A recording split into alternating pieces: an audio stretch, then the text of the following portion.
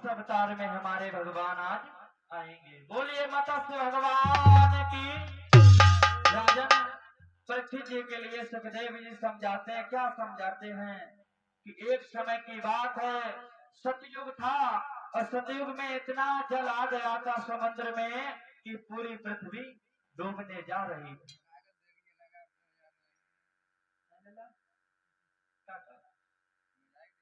हाँ बजा लियो बजा लियो। तो समुद्र बड़ा पानी था, क्या हुआ, पूर्ण हुए 100 वर्ष में ब्रह्मा जी की रात, विश्व उदय के नाम से होने लगा प्रभात। जब 100 वर्ष बीत जाते हैं तो ब्रह्मा जी का एक दिन होता है।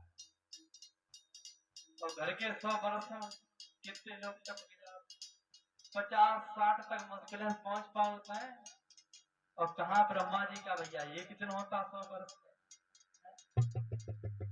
तो इधर ब्रह्मा जी का एक दिन हुआ है। ब्रह्म के जागृत होते ही संसार अचल जाग गया, पर मुंह खुलते ही एक गरीब वेदों को लेकर भाग गया। अब ये देखो परीक्षित जी ने कथा कहाँ पे कृष्ण ने कतई पीछे ले गए, कहाँ पे ले गए हैं, जहाँ पे सृष्टि की रचना होती है। रचना कर दी, रचना करने के बाद क्या श्री ब्रह्मा जी ने वेदों के लिए रचा। किसके लिए रचा, वेदों के लिए। उन वेदों के लिए लेके एक ग्रीव राक्षस का नाम था, एक ग्रीव, वो वेदों को लेकर भाग गया।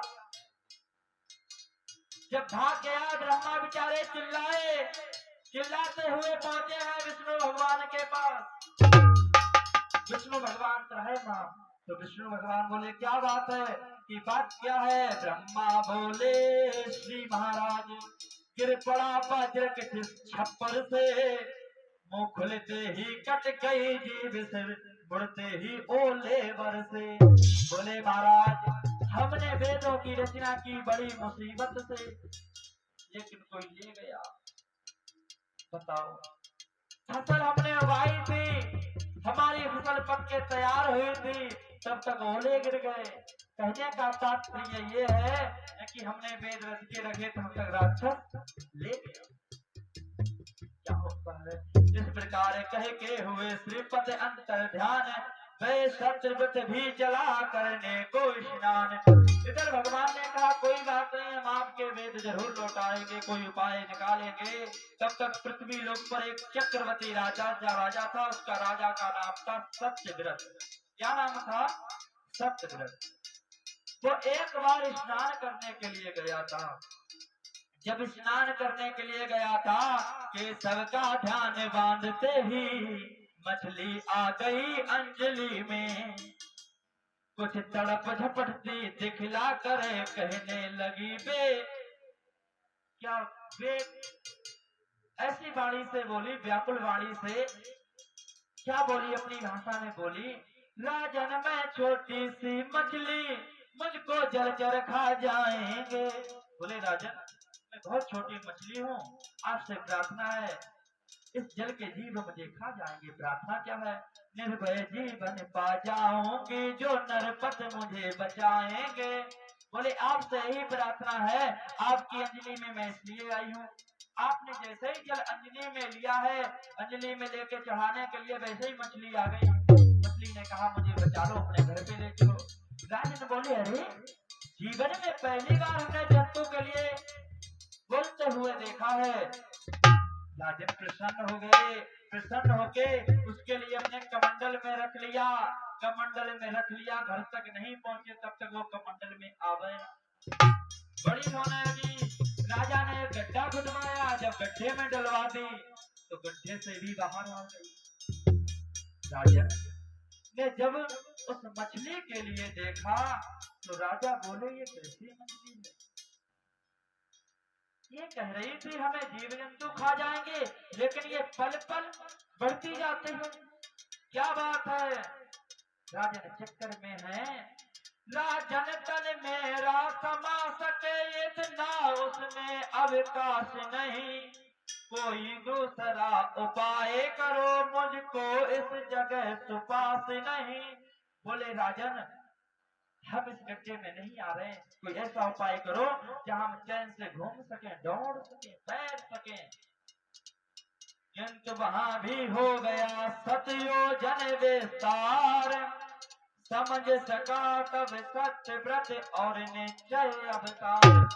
जब उसका शरीर बढ़ने लगा और वो सोचने लगा ये कोई अवतारी है, ये मछली नहीं हो सकती, मछली होती बोलती नहीं, सोचने जैसी बढ़ती नहीं, कोई जरूर अवतार है। ये सुन कर कहने लगे मत्स्य भगवान, कभी न करना चाहिए राजनियों अभिमान। क्यों राजन, एक बार तुम्हें अभिमान हुआ था, उसी अभिमान के लिए भुलाने के लिए मैं तुम्हारे यहाँ आई हूँ। इतनी बात करके राजन के लिए पूरी बात बताई। कहा तू पाल किसी को सकता है, ये झूठा तेरा दावा है। बोले तुझे अहंकार था कि मैं पृथ्वी का राजा हूँ, चक्रवर्ती राजा हूँ, जनता को हमी पालना है, तुझे ये अहंकार हो गया। तूने दावा किया था अपनी प्रजा से हम तुमको पाल रहे हैं, लेकिन ये तेरा वादा आज झूठा हो रहा है। कहा तू पाल किसी को सकता है, ये झूठा तेरा दावा है। पालन पोषण मरना करना ये केवल मेरी इच्छा है। बोले पालन पोषण करना ये सब मेरे हाथ में राजन, तुम अहंकार में क्यों आ जाते हो? जो काल देव का भक्षण है वह जग का रक्षक क्या होगा जो अपना अपना रक्षक है। भाई अगर हमारे शरीर पर कोई घात करेगा तो हम अपनी तो रक्षा करेंगे या दूसरे के प्राण बचाएंगे, लेकिन भगवान में कितनी समर्थ है, वो पूरी दुनिया की जान बचाते हैं, पूरा दुनिया का घर परिवार चलाते हैं। लोग कहते हैं हम काम करने नहीं जाएंगे, मेरा परिवार नहीं चलाएगा, लेकिन भैया सब भगवान के हाथ में है। कहा तू सब चीजों का संग्रह कर, उस नैया पर चढ़ जाएगा, फिर मेरे उपदेशों द्वारा जीवन से मुक्ति पाएगा। कि एक समय आएगा पृथ्वी जब लौटपोट होगी तो जल ही जल होगा, और एक नैया दिखेगी उसमें संत जन बैठे होंगे, उस नैया का सहारा ले लेना और तू मुक्ति पा जाएगा। इसलिए भगवान ने अवतार लिया था, तो कि वेद भी देने थे वापस लाके, और इस राजा का जो घमंड था वो तोड़ना था। ये कहकर अंतरित हुए मत्स्य रूप भगवान, राज छोड़कर सतव्रत बैठ रहा घर ध्यान।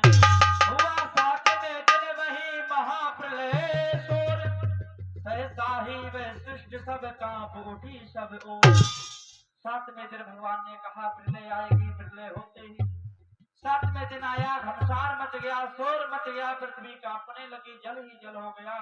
तो क्या देखा, एक नौका है, नौका में संत जन बैठे हैं, उसी नौका में आज सत्यव्रत बैठ गया और संतों ने उसे ज्ञान दिया, ज्ञान देके वो सीधे वैकुंठ लोक को पहुंच गया। बोलिए गोविंद भगवान की जय।